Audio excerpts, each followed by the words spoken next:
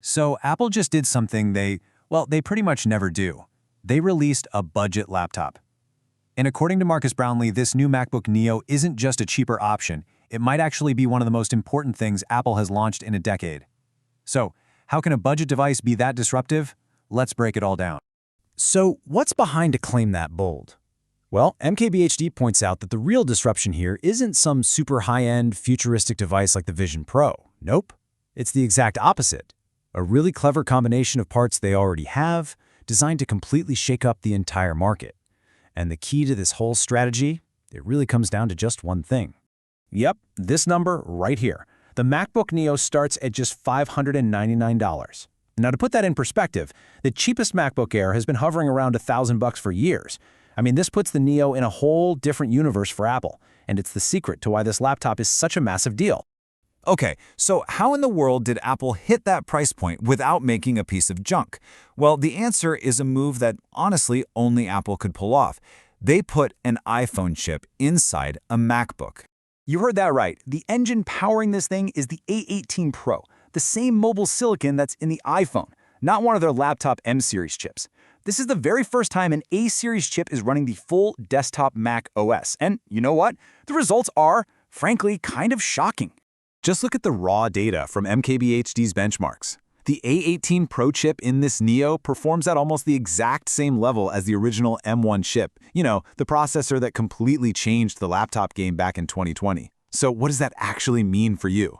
It means for all the stuff you do every day, browsing the web, writing papers, managing spreadsheets, it's incredibly capable. You're getting 2020 Pro-level speed in a 2024 budget laptop. And that right there, that's the secret sauce. This is Apple's game plan. They already make tens of millions of these A-series chips for the iPhone every single year. That incredible scale drives the cost of each chip way, way down. So they can just take this powerful, inexpensive processor and build a budget laptop around it. It's an advantage that really none of their competitors can even touch. Okay, but let's be real. A laptop at this price, there have to be some trade-offs, right? Of course. To hit that $599 number, Apple had to make some really clever compromises, mixing that premium Apple feel with some, let's just say, budget-friendly parts. So on one hand, it absolutely feels like a MacBook. You get that signature solid aluminum body, no cheap plastic flex here. You get their best-in-class trackpad and that perfectly balanced hinge that you can open with just one finger. But on the other hand, you get a basic 60 Hz LCD screen, not an OLED. And then you realize, wait, there's no keyboard backlight. And it starts with just 8 gigs of RAM. And yet, even with those cuts, that Apple touch is just everywhere. You've got these fun, playful colors like citrus yellow, the little rubber feet on the bottom, they're color matched, the software accents are themed to the laptop's color right out of the box, and you still get the same high-quality keyboard you'd find on a $3,000 MacBook Pro, plus a 1080p webcam. Okay, so we've seen the tech, we've seen the trade-offs. Now for the most important question of all. Who should actually go out and buy this thing? Well, Marquise breaks it down with a super helpful report card. Let's see if the Neo is the right fit for you. All right, first up, students. It gets an A+. MKBHD says this laptop was literally made for you. For writers, a solid A. It's perfect for word processing and research. Now for photographers, it drops to a B-. The performance can handle Lightroom just fine, but the screen just isn't color accurate enough for serious pro work. Video editors get a C+. It can handle basic 4K edits surprisingly well, but it really hits a wall with complex effects and plugins. And for gamers, yeah, that's a D. It's a Mac with not a lot of RAM and a 60 Hz display. It's not built for gaming. So after all the testing, all the analysis, what's the final verdict?